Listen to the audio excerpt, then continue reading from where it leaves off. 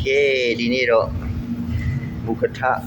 လာစားနေတယ်မူကထတော့မဟုတ်ပါဘူးဒါဟမ်စာဘူး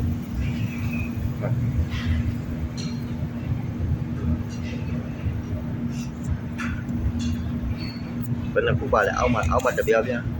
တပြား အကုန်လုံးဘယ်လောက်လဲအကုန်လုံး၄ပြား990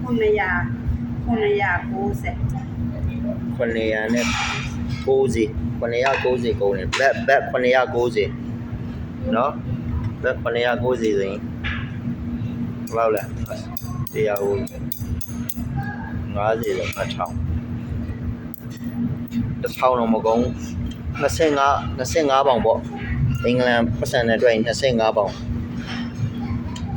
နော်ဘယ်နဲ့တွေ့ရင်တော့ဟုတ်တာပေါ့990အကုန်လုံးအပီးစီအရေးတွေရောဝေးရဘာစားလဲဒါဘယ်ဟာ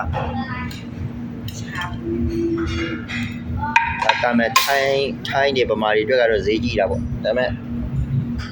တို့အတွက်ကတော့ sauce တွေကတော့ spicy sauce cheesy garlic green chili sauce မှာခောက်ဆွေးတွေပါသေးတယ်ဒါအမေးသားတဲ့အနေနဲ့တော့ yummy 790 baht only